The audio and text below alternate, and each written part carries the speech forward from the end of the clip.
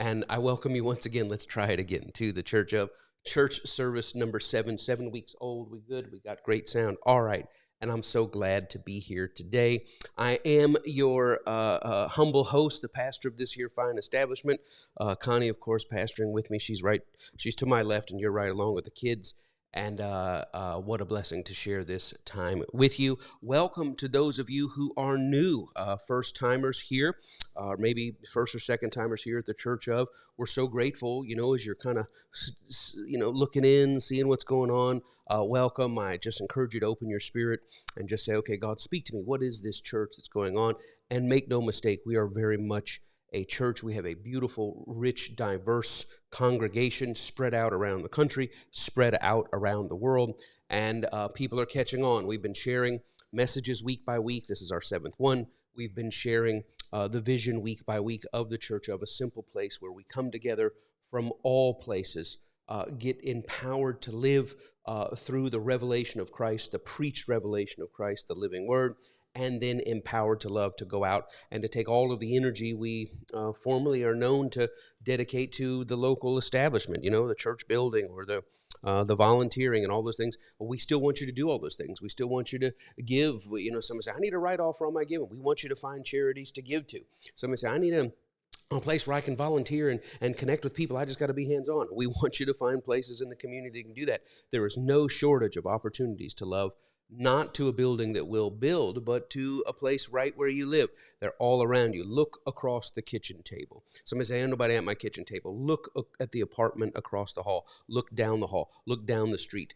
Look at your school, at your, go to, when you go to visit your doctor, just look around. How many people? When you go to the grocery store, love and opportunities to connect, to build, to serve, build houses, clean up parks, visit people who are shut in, visit the elderly, all the church religious energy that we would have, put it into loving people. And that's what this church is about. And I welcome you to week 7.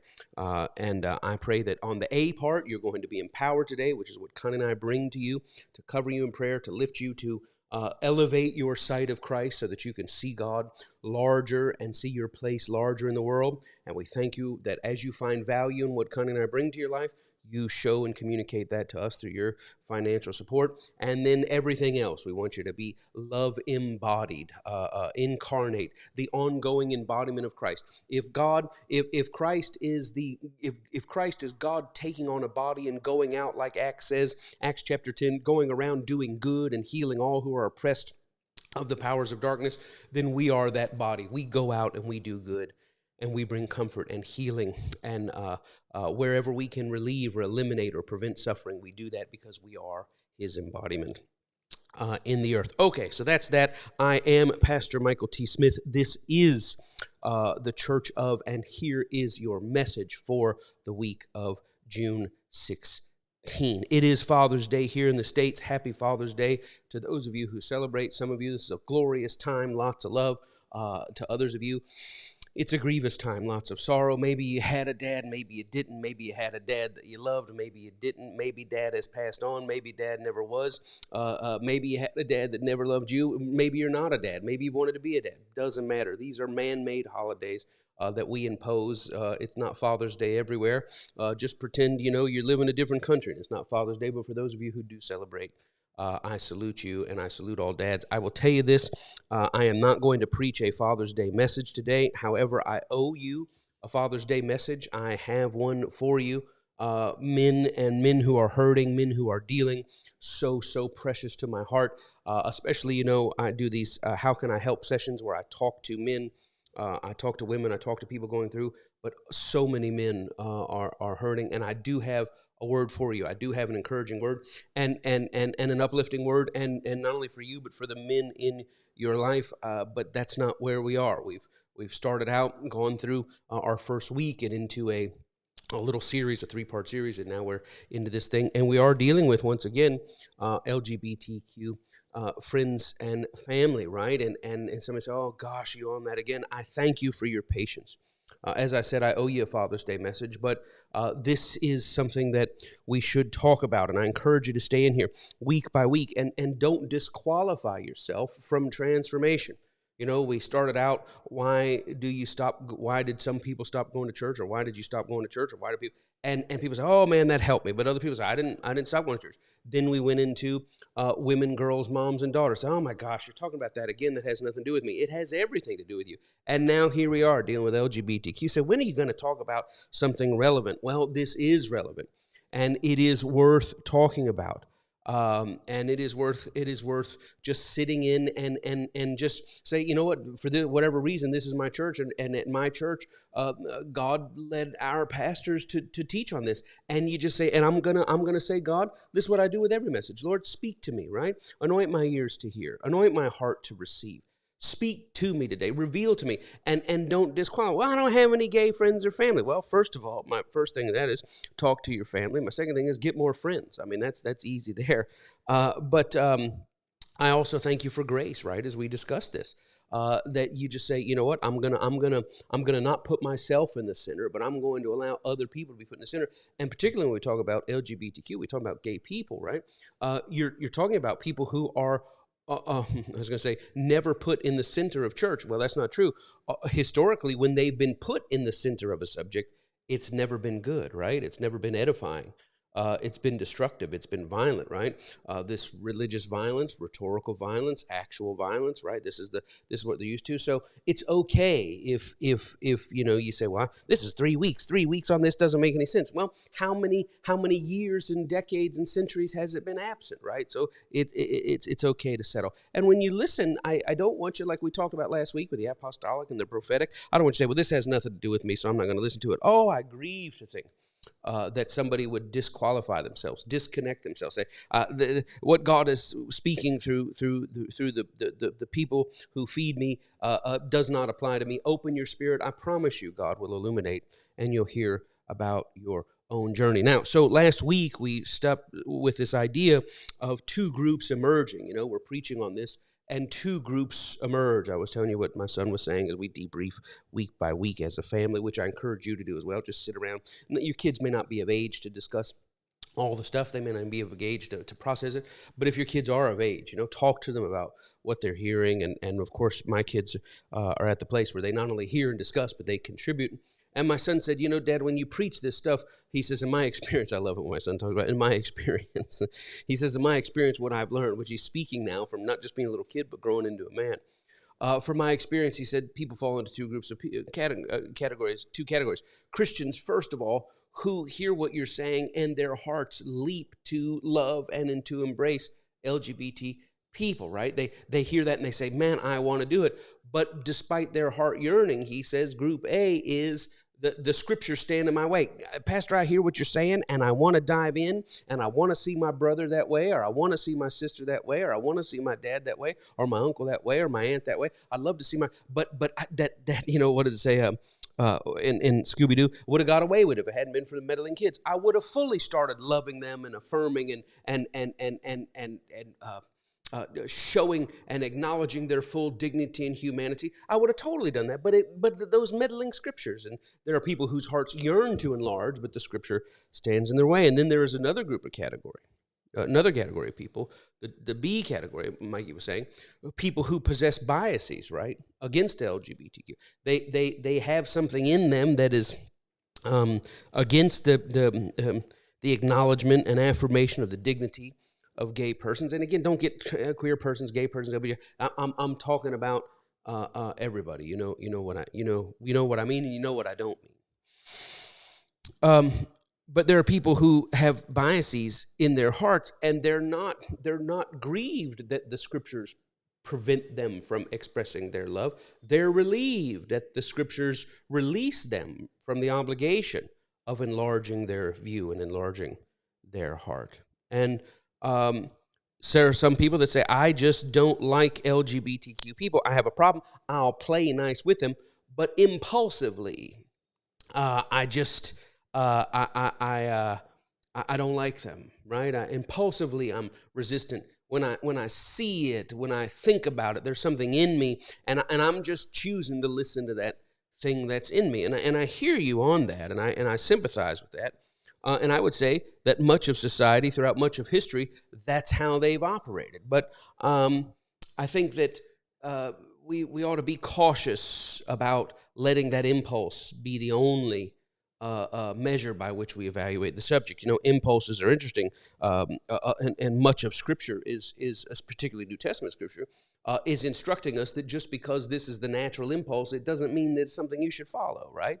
Revenge impulses, right? Retaliation impulses, arrogant impulses, financial gain impulses, sectarian impulses. There are certain people that I just see Mexicans, and I just see Chinese, and I can't, and just something about them, just something about it. Well, that's that same base impulse, right? It's there. It's certainly a prejudice and a bias that's shared with a lot of people.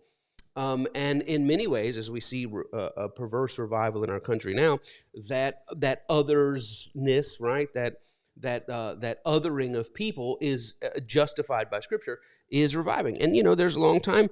We just celebrated on, I guess today's the 16th, on the 12th, we just celebrated Loving Day, right? Loving Day here in the United States, about a couple, a black woman and a white man, a couple. Their names by chance were the Lovings, right?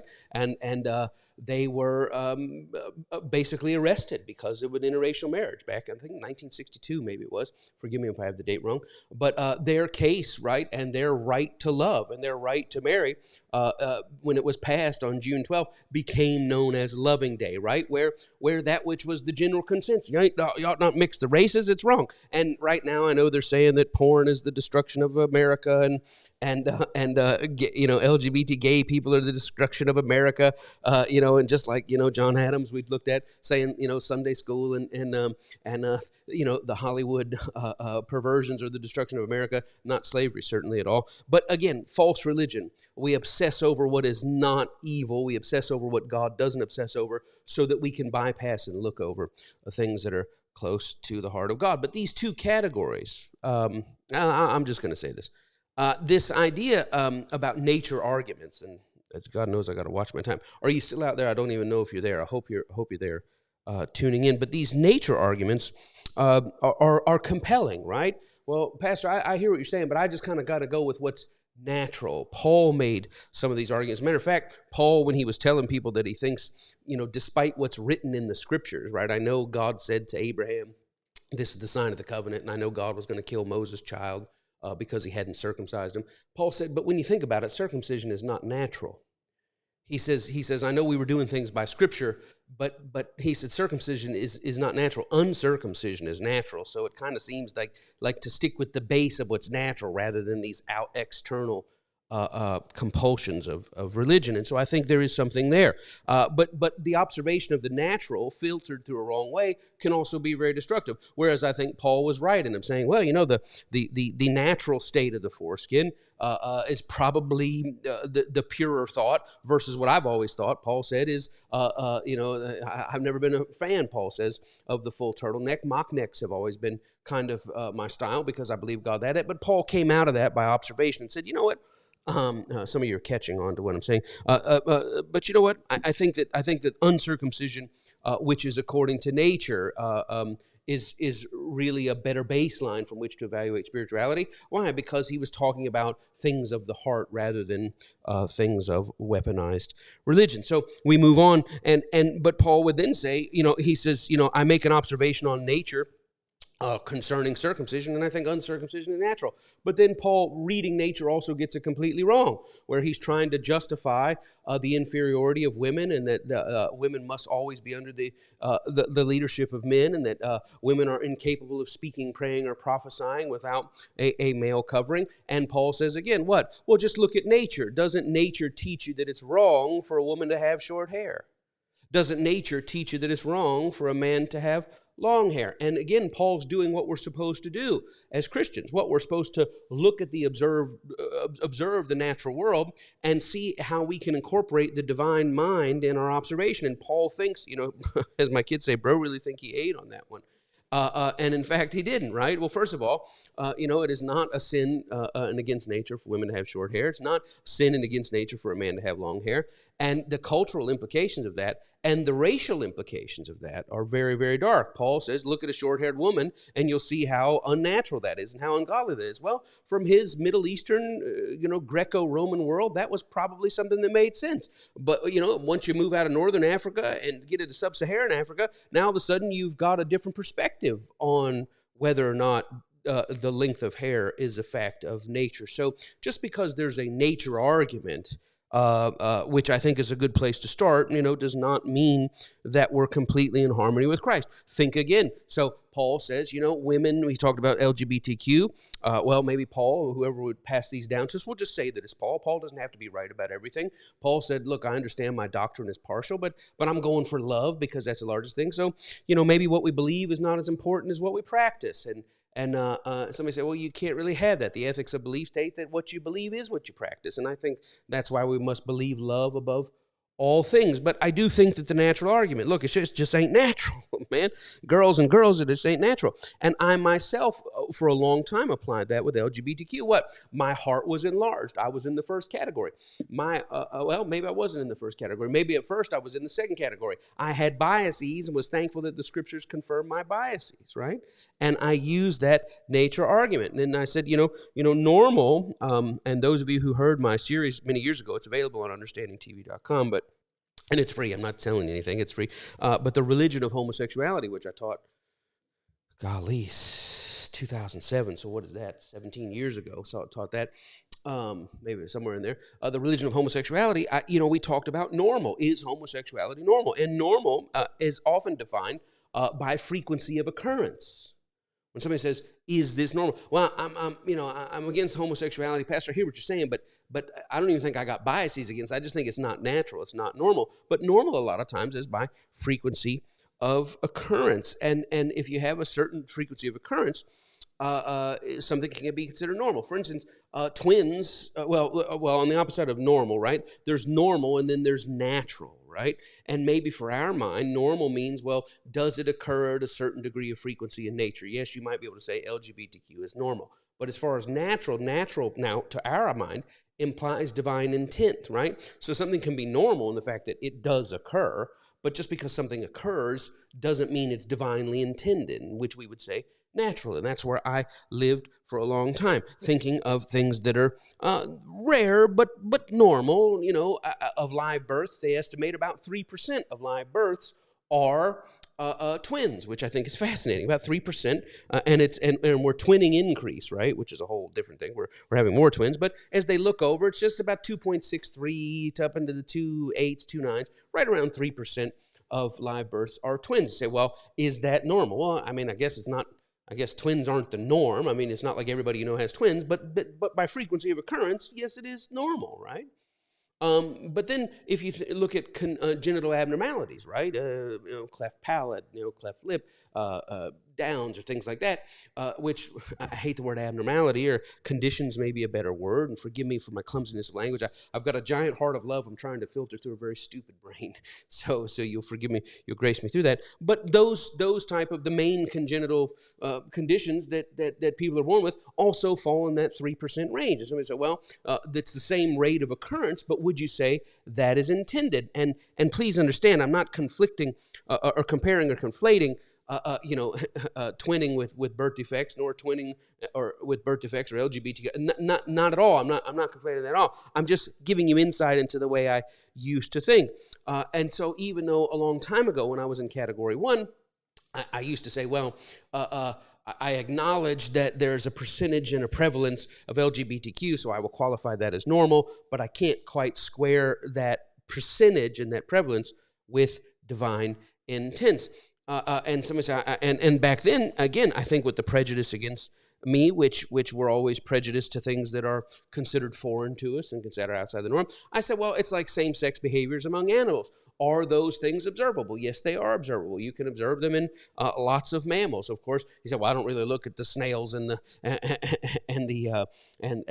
turtles or whatever, but let's look at mammals. And there are same-sex, homosex behaviors observed not only among mammals and things like that, but in the higher evolved, if you will, for lack of a better word, mammals, and primates and things like that. So, well, that's clearly there. But again, my argument was, but just because it exists in the animal kingdom doesn't make it justified. And that's true. I mean, there's a lot of violence in the animal kingdom. There's a lot of oppressive hierarchies, violent hierarchies. And just because it exists in nature doesn't mean we should take it on. And that's, again, not a slam against the animal kingdom.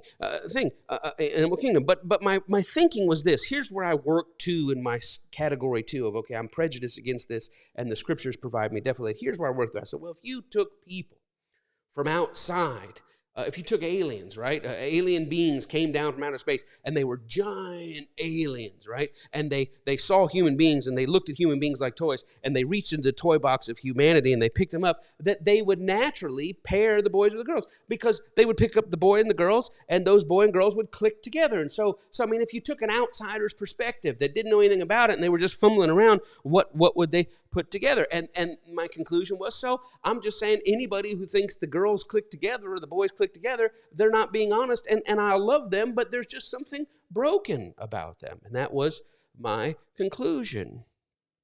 But now in hindsight, I realize that the very idea of any sort of alien play like that, they would have played with people like that without really stopping to study what people are really like.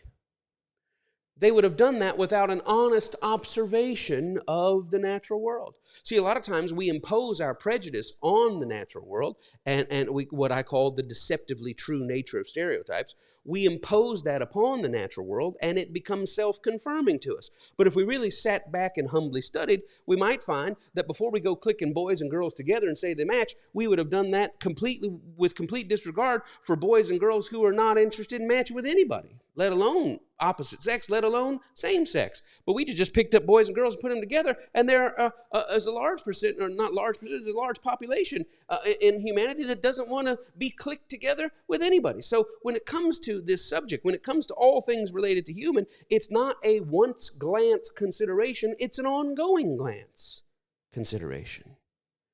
And so I moved now out of category 2 and became into category 1, which is, okay, I see the complexity of my own heterosexuality, of the sexual world, the asexual world, the conditioned manufactured consent world, and I say, let me step back. But then God, I want to open my heart fully, and I'm trying to open my heart fully, but these pesky scriptures stand in the way. And so I began to just look at it, and I stayed that way. And anybody that preached anything other than the scriptures, I was a vehement, adamant Saul of Tarsus, fight you or cut you because you're going against the Bible. And then I finally understood. It took me a long time. I'm embarrassed to say 3 decades before I stopped and I said, my God, I see what's happened, that we have taken Christ out of the center of our faith long time ago, replace that with weaponized, nationalized religion.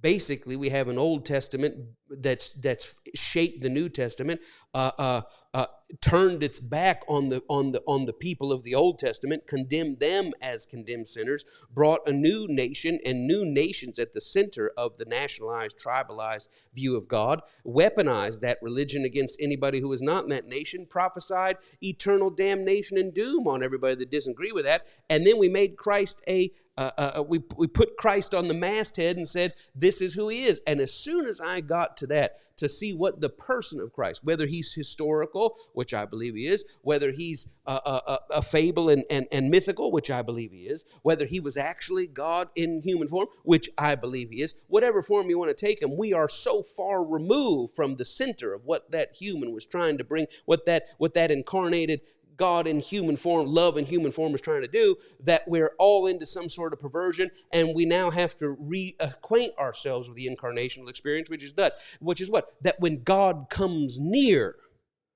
all those prejudices melt away.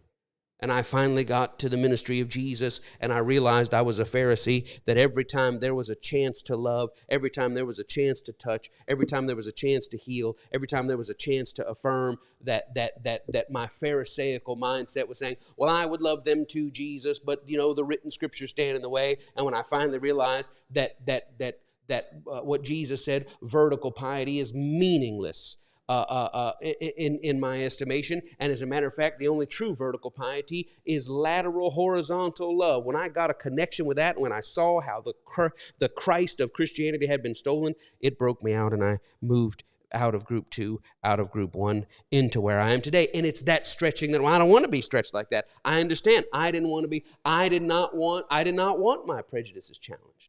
I did not want my clinging to the false religion presented to me by my forebears. I did not want to let go of that, because letting go of that meant that I had to step into a living way, and it's frightening to step into a living way. But as your pastor, let me challenge you, let me stretch you, and don't disagree. Well, he's talking about that click. I don't want to hear about that again. You're missing out on the work of the Spirit, the seed of God working in you to do something supernatural. And I'm telling you, it is supernatural. And I am not the first person to suggest there's a larger view of God that we should embrace. And you would not be the first person to condemn and shame and cut me down and to run away and say it's too hard to do. You would not. But I'm saying, let me play my role and let the Holy Spirit do its role. Like I said at my old church, like I say to the new church, if you're new to the church let me say this, give this word 1 year. Give this word every week. This is our week, June 16th. We're going to go week June 23. Week June 2. You put yourself June 23 or June 16, 2025.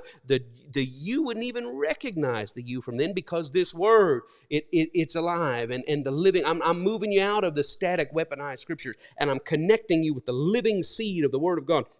The living God that works and moves and creates and forms in us a view of God, a heavenly view, to live a life as an embodiment, an ongoing embodiment of Christ in the earth, and just allow that to happen. So, okay, now let's shift gears again. I hope you're still out there. We're doing okay in sound, lights, and everything else. Okay, here we go. So consider these two categories, right? Category A. This is coming out of the teaching from Mikey. Category A, people who say, I want to love, but the scriptures stand in my way. Category B, I have a disdain, and the scriptures help support my disdain. Well, let's say this. Let me give you this. To those 2 points, those 2 categories. The A category, I want to love, but the scriptures stand in my way. I want to accept and affirm the scriptures. And category B, I got something against it, and I'm glad I got the scriptures that tells me it's awful. Hear this, that it is not just hetero persons who struggle with those ideas. Queer people, LGBTQ, depending on what generation you're of, you might not like the word queer. That's fine. It was used as a pejorative. Now I'm saying, as in all wrapping my arms around people who would say, well, I'm not straight. Labels are difficult, aren't they? But you know what I mean. LGBTQ people have historically been so religiously conditioned to condemn, dismiss, resist their own selves and their own sexuality, that it's oftentimes LGBTQ people that fall into the categories 1 or 2. Maybe number 2, they have a deep disdain for it because they've been conditioned that the desires they have are awful, and they hold themselves in contempt. Or category 1, well, I really want to just love myself and be myself, but the scriptures are standing in the way of that. So when I speak of that, that's not just a challenge to stretch the thinking of what you call straight people. It's a challenge to stretch the thinking of people who identify or who see themselves or who would categorize themselves as LGBTQIA. My brother, my sister, the first stretching that I'm doing here is for your own self-concept. The first provocation I want to do here is shake you up as to how these conditionings have created a self-hatred.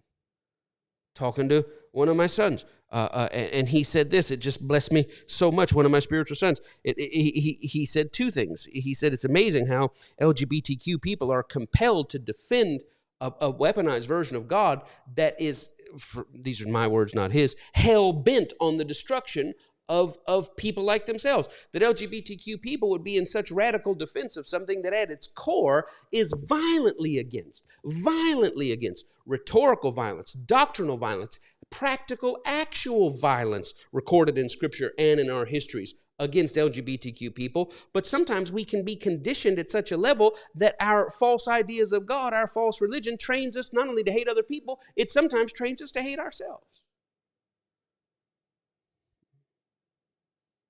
But my job is to grow us all larger into Christ. So today, I want you to hear this. I say this to straight persons. I say this to LGBTQIA plus persons. The Christ-honoring sexual arc, that when you move from a missexual arc and you grow into an arc that honors Christ, that is founded upon the person of Christ, the ethic of Christ, that arc does not reach its apex at non-queerness. It's not, well, if I just get into God, and when I'm fully into God, by the time I'm mature in God, I'll be out of all things LGBTQ. That's not true.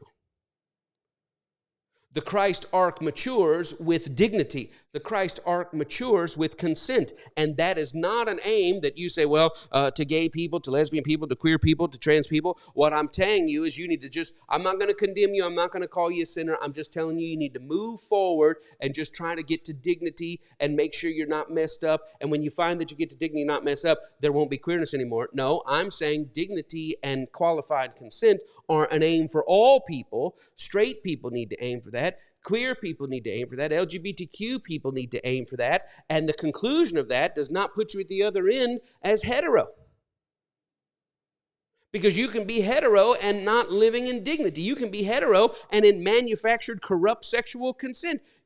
But you can also be LGBTQ. You can end up in a same-sex relationship, and you can end up there completely aligned with the Christ ethic of dignity and consent, and it does not require a cessation of queerness to get there. God, I hope you're hearing me. Now, here's a big thing. Somebody say, why are you taking a deep breath? Well, there's trauma associated with what I'm doing, so I'm trying to steady myself. Why? I hadn't even thought of the trauma, but when you block it out of your mind, the body keeps score, right? So here it is. I'm going to say, the only way I can make clear the commitment of our church, the commitment of this church towards my towards my self-evident declaration that a cessation of queerness is not required for you to mature in the Christ-honoring sexual arc, the only way I can think to confirm that is to announce that this church does and will sanction, preside over, and bless queer couples in marriage. Now, I say that by the laws of the land. I don't know what the laws of the land are, but since marriage is purely a sacred pact before God, I say both. Some say, why is that associated with trauma? Oh, my God. Man, back in 2007, 2008, when I did it, can I tell you, I moved from a Category 2 person where I had prejudice to a Category 1 person where I had love, but those scriptures stood in the way, and that was the precipice. That was the Shel Silverstein. The sidewalk ended. I can love you. I can hug you. I can support you. I can even go to your wedding, but you cannot ask me to use my holy gifts and calling as a holy man of God to put my stamp on something that is just not right. And there is the trauma from all that came out of that statement, and I'll leave that alone. But I want you to hear me today, June 16th, 2024, that this church does sanction and does bless and will preside over LGBTQ marriages.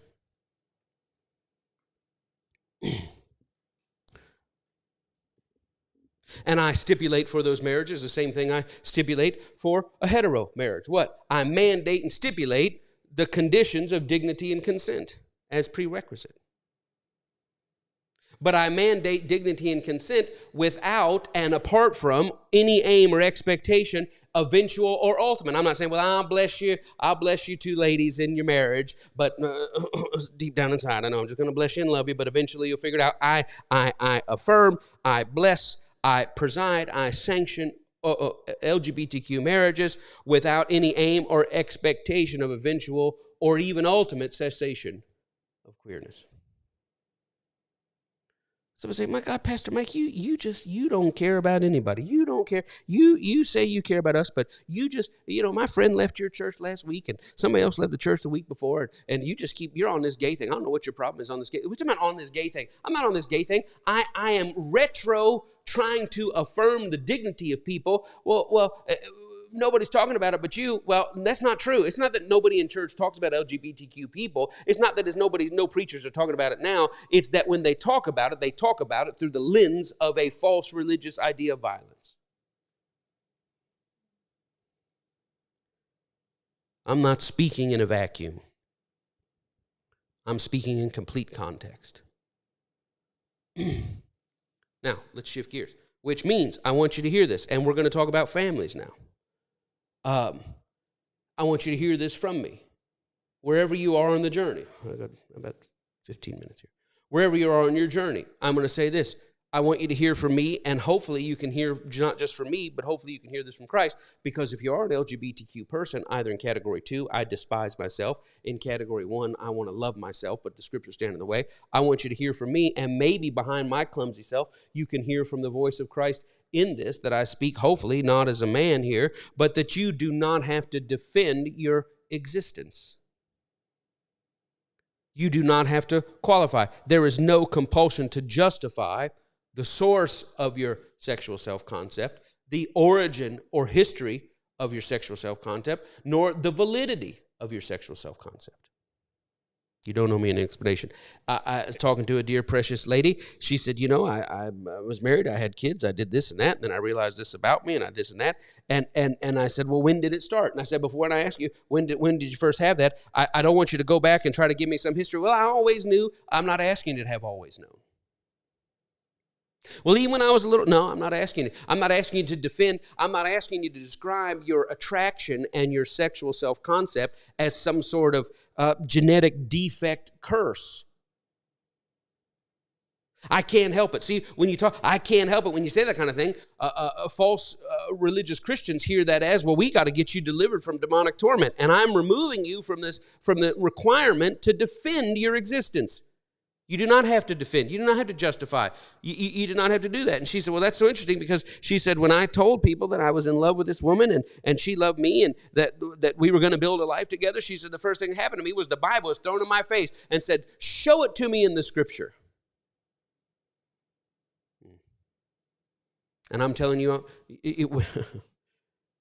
when you come at me with, well, Pastor Mike, what do you do about over here in Luke? What do you do about it? I don't do anything about over there in something that's written down. I don't do anything about that. We can have an argument about Christ. And if you're going to have an argument about Christ, if you will sit long enough and pause long enough, you will find that dignity and consent, of which children and vulnerable persons are not able to offer.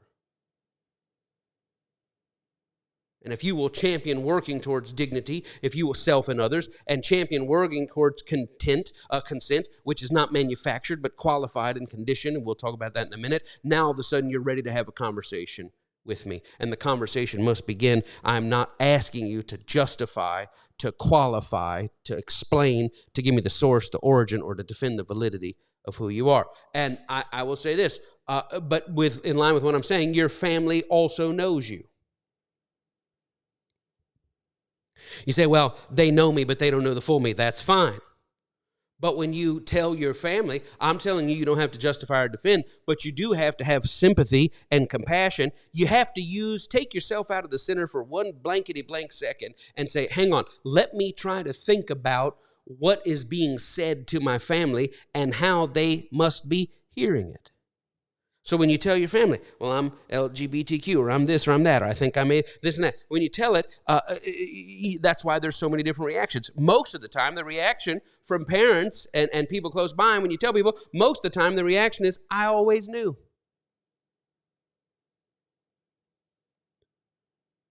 Other times the reactions are, I always feared.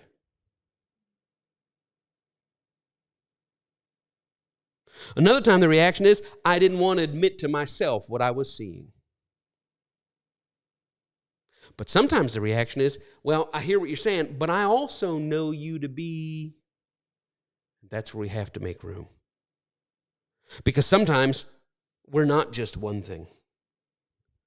Shakespeare said the journey of true love never did run smooth, right? The course of true love never did run smooth. Let me tell you what, the course of sexual self-concept never did run smooth. And somebody says, well, I hear what you're saying, but I also know you, and I remember when, and I remember then. Don't treat it like it's a death sentence. Well, I can't, and you don't know, and we don't need all that. We don't need all that. What we're moving for is dignity. We're moving for is qualified consent. And when somebody says, wait a minute, I know you. I remember when, and you told me, and I heard, you don't have to defend. You just have to listen. And maybe you can say, you know what, I think you're right on that point. And sometimes the answer can be something as, I hear you on that. I think that's part of it, but also I think this is part of it. Or what you say is, I think what you were seeing there was me as I was trying to work out me. I think I was questioning more at that time, or I think I was in process, or maybe I was complying, or maybe I was afraid. Maybe as you said to me, you were afraid to admit what you were seeing. Maybe I was afraid to admit what I was seeing. Now we're having a dignity conversation. Now we're having a conversation of, I know, and I thought I knew, and I was coming to know, but we saw, but we thought we saw, but haven't you always been? But I don't know if I've always been, and I think maybe there was a place, but then I was quite surprised to learn, and I never had thought before, but then I said, yeah, maybe that is a human journey. And let me tell you, it's a journey that straight and queer people are on. And that's okay, because this journey is complicated. I think about this.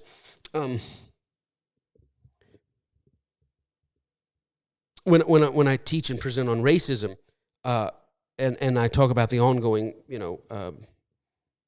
effects of supremacist indoctrination, right? This idea that black people are inferior. I'm talking about here in the States. This idea that black people are inferior, they're morally inferior, they're emotionally inferior, they're intellectually inferior, they blah, blah, blah, blah, blah, blah, blah, offspring and genetic, all the things that we're conditioned to believe here in America and have been since the framers, framed. The framers themselves thought that way, most of them. But here's the truth, that if the lies of racial supremacy have ill-affected any minds, we ought not be surprised that white minds were among the first casualties of the violence of the lies of racial supremacy. That the fact that a white person might believe that, and not all white people believe that, but I would dare say you'd be hard-pressed to find white people who were not raised and saw that and was presented, and that was in their environment. But I will tell you this, the idea that that LGBTQ disdain exists, it's prominent in our society, we ought not be surprised to find out that LGBTQ minds themselves have been affected by that disdain. And that's okay. Let's go here and let's close this out. Let me see if I can get this up on your screen here. So I want you to consider this. Is everybody out there? Are we okay? Okay. I just have this. I can't see you. I don't know you're there. I just keep having this thought that my family's over here, like there is no one listening to you, so you could stop now. They've all gone home or they've all left. So this idea here, a person's sexual self-concept, right? And maybe you could even break that down. A person's self-concept, right? We have a self-concept, the way we see ourselves in the world, and then we have out of our self-concept is our sexual self-concept. And I want you to note here on my board that the sexual self-concept down here at the bottom is different from its expression, because we can see ourselves in a way that we may not express ourselves that way. Somebody would say, well, I think somebody would say, I'm really actually think I do have an attraction to same-sex people. Well, have you ever had? No. I'm just saying, I think maybe there's something in there, right? Or the opposite, right? LGBTQ, a queer person may say, well, actually, I've only been in relationships with men, or I've only been in relationships with men, but I do think there's something in it. And so what is it? It's our self-concept, not always aligning with our expression. And you'll find that when you look at all the surveys and you do the research, you'll find that people who say, how do you identify as gay? And they say, yeah, I do. And you'll look at that pie chart, and then you'll say, well, of those of you who identify as gay, have you ever had any same-sex interactions? Well, no, I haven't. Or I identify as, oh, you see yourself as bi. Yeah, what do you mean by that? Well, I'm attracted to men. I'm attracted to women. Sexually? Yes, sexually. I feel that way. Well, have you ever? Well, no, I haven't. No, I haven't. So sexual self-concept is not always fully aligned with expression. Or you may have hetero people that say, well, actually, I think I am attracted. I think, oh, have you ever, would you ever? No. Why? Because the things we see ourselves as potentially don't always manifest in our actions. And that's why I say it is a lot going on there. But beyond this, right, what makes this up? Well, first of all, our sexual self-concept on your screens there comes out of our biology, our brain, and our genetics. And maybe there's an argument, maybe here, there's an epi argument, which, there's science for it and against it, but it at least needs to be considered, right? So, and these are, what do you mean epigenetics? This is not passed down biologically, but how environment, we'll get to that in a minute. So I want you to notice on this thing here that this part of us is inside, right? The biology, the brain, the genetics, that's what's inside of us. And that is a factor that goes into shaping who we are. It's not the only factor. And it is not entirely determinative, right? It is not entirely directing. It is not the sum total of what drives us. So our sexual self-concept, right, is driven by our biology, our brain, and our genetics. But beyond that, right, we have what exists outside of us. And what exists outside of us is what I call culture or messaging. And this culture messaging, forgive my chicken scratch there, but this culture and messaging is the micro and macro messages we receive about our sexual self-concept. So we have inside us, let me see if I can do this here. We have inside us what goes on with our biology and brain. That shapes our self-concept and drives and contributes to our expression. But also we have the cultural, the micro and macro messaging. We get micro messaging in our family, right? In our school, in our little worlds. We get macro messaging in the larger culture that we exist in. And these things go into shape. It's not just biology. You can't say, well, it's all biological. That's not true. That's not what shapes how we express ourselves and how we see ourselves. It's also culturing. And biology, we'll get to that in a minute. Biology can change over time, right? It does, right? Culture and messaging change over time. And all of these factor into individual and collective self-concepts and expression. Now, we move to the third thing. We've got our biology, right? We've got our culture and our messaging. But here, notice this. We've got down here this environment, which I have environment. You can't read my tongues there, but it's the exposure and our experience, right? Our exposure and experience. That's the environment. And you'll notice, if you can here, see if I can do this here, that the biological is internal, the messaging is external, right? But what? But the exposure, experience, and environment, that's part in us and part out of us. Now we get into the epi idea, right? That things that have gone on outside of us take up residence inside of us. And you must start with a conversation right here that whoever you are, wherever you are, LGBTQ, and again, you could say, I see myself as this, but it expresses this way. And you got to be careful about labels because, my God, let me tell you, some of the most aggressive people when it comes to LGBTQ issues are actually LGBTQ persons. I just had a session with a dear, precious young woman, and she was telling me, about what's going on with her and her attraction to girls, and and just a precious young soul, and she just blesses me every time we talk, and I'm just here to listen, just talk. Tell me what's going on. And she said she made this statement. She was saying, well, if I ever get married and my wife and I, if IVF is too expensive or it's not working, or if it's outlawed or whatever it is, she said I would just do it the natural way. She said I wouldn't have any problem, having intercourse, and if somebody was willing to donate, and she said what she would say, and again, I won't put words in people's mouth. A lesbian friend was with her and said, "Oh my God, how can you say that? You're not a fake. You're not a real lesbian. You're just faking. I can't believe you do that. You should never let a man near you." And she's like, "Whoa." She says, "I'm a biological female." She said, I have a cycle. I can bear children. I can do all that. She said, I'm not going to deny the natural processes of my body just because I'm attracted to this thing. And she said her friend basically got in her face and called her a total fake. Man, that's crazy. Why? Because that was a militant response from, if you identify or have a self-concept of LGBTQ, you must have that self-concept. It must be through my filter of expression. I just read a touching article about a woman whose father was gay, and he was arrested in I think 1915 or whatever at a place dancing with a man, and he went into World War I and ended up marrying a woman. They were married for 60 years, and she said, I didn't find out till I was in my 30s that my dad was gay. And she said, my mom knew. And she said, I gave this talk one time. This lady, this article writer, I gave this talk one time talking about my father and all the complications with that. And she said, there was a gay man on the front row and said, your father's a shame. He's a fake. His story should not be told.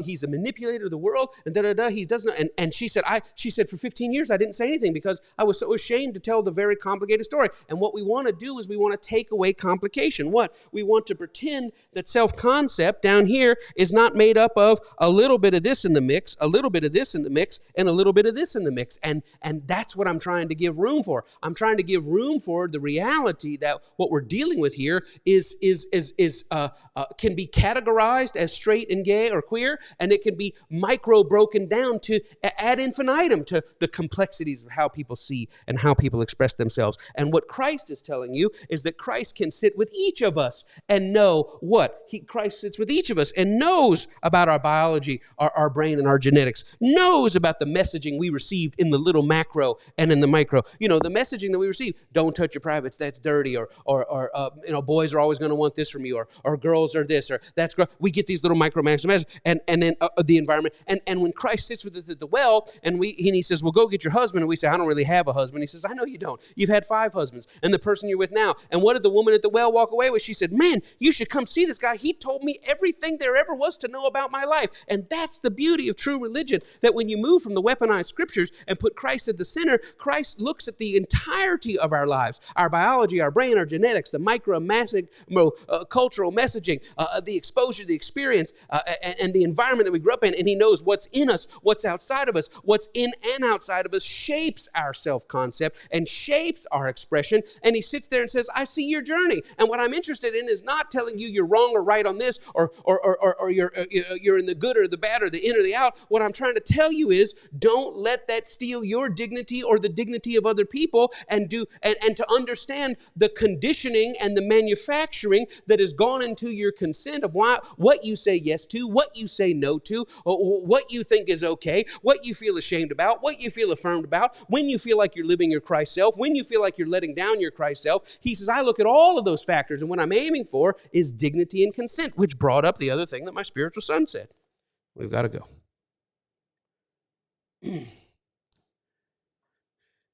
He said this. He said, I wonder who I might have been had my sexuality been unagitated. All throughout our lives, this is not just for LGBTQ people. It's for straight people. It's for all people. Who among us cannot look back at our yeses and nos and not see the things that we've said yes to had a biological, cultural, and experiential contributions to it? The things we say no to, biological, cultural, experiential contributions. What we're trying to work to is, what is our true yes? What is our true no? And I think if you're honest, for all of us, we must admit that changes over time. That our yeses and nos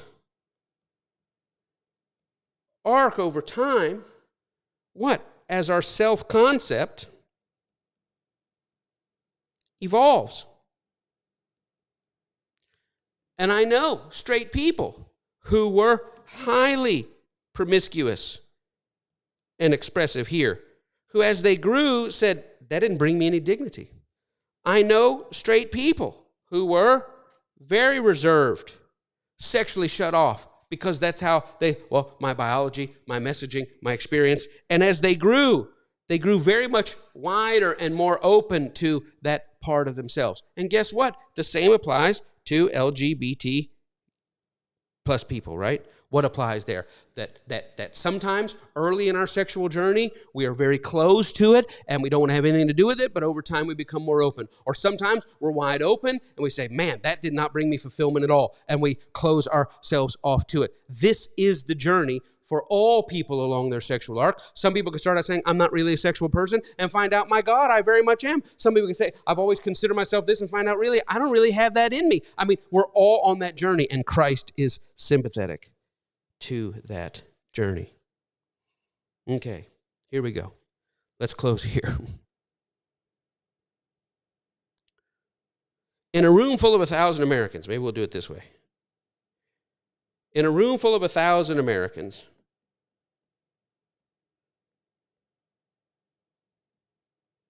999 have an ongoing story. My God, can we just say that? In a room full of 1,000 Americans, and again, there's a lot of rounding up and rounding down here. 505, golly, my handwriting. Connie's an occupational therapist. She would okay, I'm going to try this. 505, I'm not even going to be able to see this. 505 would be women. 495 would be men.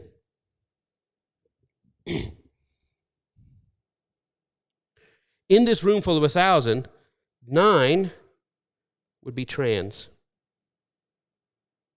9 trans people. Now, trans, somebody say, what do you mean by trans? People whose inner self they find incompatible with their outer self. That's a simple way. And of these 9 trans, there's a decreasing number. Why? Because identifying self-concept of trans is one thing, but then there's an even smaller group of that who are living in that identity.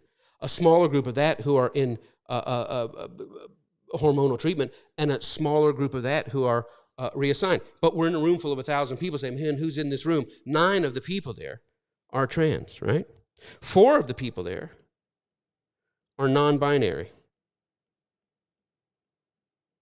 And that means that it could mean that they don't identify with either of the societal or stereotypical things. They say, I see my biology, but I don't know if I'm fully this or that. Or they could say it's so broad, I think I'm not enough this or not enough that. I'm something other than that. So we're in this room with 1,000 people. We're all sipping our iced teas and stuff. We're looking around and saying, my God, there are 9 trans people here. There are 4 non-binary people in this room. Inside this room, and by non-binary, non-conforming. And what's interesting is there's about 2 trans women, male to female, people who were born biologically male. The doctors looked at them and said, yep, based on everything we see here, this is what it is. We're writing it down. I mean, we're only trained by what we're trained for. And they say, yeah, this is what it is. And people say, that's not compatible with how I see myself. 2 of those people will be people who are male who transition to female. And then one of those people will be male who have transitioned, female who have transitioned to male. So, I mean, it's a lot of, but there's about 13 people in here that fall in that category, right? 505 men, 505 women, 495 men. Now, inside this room, there will be 12 women who are lesbian, right? That they would say are attracted to women only. So we're in here, right? We're hanging out. There's 12. Oh, who are those 12 over there? Those are, and in there will be about 14 men attracted to men only. We would say, for lack of a better term, gay. There will be 33 women who would identify as bi. Say, yeah, I'm attracted to guys and girls. And there would be 11 men who would identify as bi, right? And then there's one in the group that's just other, that's just, what are you? It's the plus, right? And again, it's not the, well, we're not going to get into that, but it's the plus, right? It's I'm asexual, I'm pansexual, I'm Z-sexual, whatever it is, right? But the point is, you put these numbers together, that's 10, that's 14, that's 28, 28 is 40, that's 51, 61, 71, 81. So it's about around 80-ish people, right? 80 of the 1,000. That's pretty amazing. 80 of the 1,000, less than 8%, which leaves 445 men who are hetero, they would say, attracted to women. And then it leaves, oh no, that's women. 445 women who are hetero attracted to men. And it's 466 men attracted to women. This is what upsets so many people. We're in a room for 1,000 people, and keep in mind, and this may seem inappropriate, but Western society, 33 by women, 45 of the women there are attracted to men and or other women, which is the sexual fantasy engineered by Western society throughout all of the last 200 years. The largest group in here is bisexual women. It's the largest growing group, fastest growing group in here. Women who say, I think there's more to it, which is all that Western male-dominated society has tried to engineer for the past X hundred years. Which means, in a room of 1,000 people, there's only 29 men in the room remotely interested at all in having sex with another man. Which means all the men who are freaked out about that are completely paranoid in a room full of 1,000 people that 29 might find them attractive or appealing, and I can assure you, they do not find you attractive and appealing. And it's most likely that any of the 29 men who find you attractive and appealing there, sir, are in a lot of competition, because if you're attractive and appealing, it's highly likely that you're attractive and appealing to the other 460-some women who are looking for a man in there. 500 out of the 505 women are straight, lesbian, or bi. 488 of the women are attracted to men. 7% of the women also like men and women. And the male Western world has engineered this. But we're obsessed, as the body of Christ, that is where the real evil is in the world. That is where the real evil is in our country. Well, why do you have to talk about it? Why can't it just be left alone? I don't think LGBTQ people could agree with you more. Why does the church always have to talk about what is really the smallest, most minimal concern? Well, I'm not concerned about this. I'm concerned about the pedophiles. Sweetheart, you don't have to go to the LGBTQ side of the room to find the pedophiles. But you already know that. You already know that. As a matter of fact, it'd be interesting to find out how many of the people who identify as LGBTQ, that their anti-maleness has come from hetero pedophiles and their pedophilia. What is that? That's the exposure and experience coming into effect, the self-concept. Well, see, that's what I'm talking about right there, Pastor Mike. These people are messed up. Sweetheart, my brother, we're all messed up. We're all beautifully complex sexual creatures. Some of us say, I don't feel it at all. Some of us say, it's all that I feel. And Christ is not taking us on a journey to be straight or queer or non-queer or non-straight, or what. Christ is taking us on a journey towards self and others' dignity and toward understanding our true, qualified, conditioned consent. And that's so much higher than blocking the dignity of people on the fringe. And instead of constantly fighting their dignity, how about we bring the fringe to the middle, just like Jesus did? Every person that the Pharisee says, why are you over there with them? He put his arms around him and said, because they're connected to my heart. That's all I'm trying to say in this message. We got to stop there. Listen, thank you for your support. You received this link, you requested it for two reasons, or on two conditions. Number one, that if you hear something that's challenging you or changing you or stretching you, and if you say, my God, I value this, what we're asking you is to support Connie and I based on the value that you're getting. A guy told me last week, he said, man, I am sending as much money. I mean, he said, it's a chunk of change for me. He said, it may not be for other people. He said, but there's nothing I could send that could communicate the value, what you're doing for me, the way I've always known God was like this, and I feel like I'm getting years back. That's support. Another precious woman sent in $5. She said, here's my $5. She said, you have no idea how much I wish it could be more. That's value. Connie and I want to feel valued. That's why we said, if you want this link, two conditions. If you're getting value out of it, communicate. But you can't just come and gawk. You can't just come and judge. You can't just come and belittle. That's why we don't put it out public. You had to seek us out to find it. We offer it to you, and all we ask in exchange is, this is good stuff. It's good for me. It's good for my soul. It's good for my family. And I wish, you have no idea. I'm sending this to you. I'm supporting you with this, but you got to know, if I had $1 trillion, I'd give you $1 trillion, because that's what this means to me. Communicate that value. But then the other side is, we don't want a church that takes all the tithes and all the offerings and all the building and takes it all and consumes it here. We want you to take all that money. Say, Pastor, I used to give $30,000 to my church. What am I going to do now? Find out how to communicate value to us, and with everything left over, take all the rest of it out there and give it to impacting people's lives. I tell you, your prayer as a member of the church of every day is, God, today, show me when, who, what, where, when, why, and how to eliminate, prevent, alleviate, end, comfort, suffering. That there are people who are oppressed. There are people who are dealing with injustice. There are people that just need a smile. There are people in my job somewhere that I can bring light to today. Help me be an ongoing embodiment of God to go about doing good and bringing healing to all those oppressed of darkness. Give me ideas. Give me strategies. Give me organizations. Who can I connect with? How can I bring about some of heaven and bring it down to earth? That's what our church is about. And so you've received the link. These are the conditions. You say, I'm getting something, then communicate. Well, now what does that mean? That means if we're not getting anything from you, then we just say, well, they must not be getting anything out of it. And that's okay. We didn't come and ask you be part of it. We said, if we'd like to, watch this, read this, listen to this, and if you get something, come. So if you're getting nothing, why are you here? But if you're getting something, please say, hey, Pastor, you got to know this is what it is. And somebody wrote and said, look, I got $2. That's all I got. I'm going through a hard time. We're not even talking about that. You know what I'm saying. If you're in a hard spot, we say, my God, $2, thank you. It's a blessing. But you know that's not what we're talking about. We're talking about if it's doing something for you. Connie and I ought to know. Period. We ought to know.